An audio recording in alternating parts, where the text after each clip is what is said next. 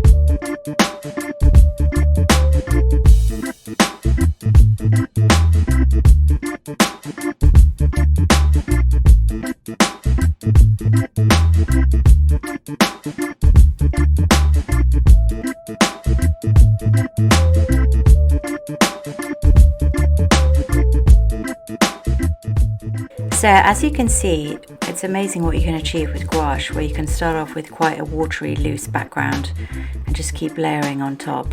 Sometimes I probably go a little bit too far with detail, but you know, that's who I am. So here's some other examples of paintings that I did, same scale, and it's really lovely to get sort of real intensity of colour and detail into a very small painting. And they went into a gallery in Tortola, and they look really cool with big wide white mat. So thanks so much, see you soon, bye.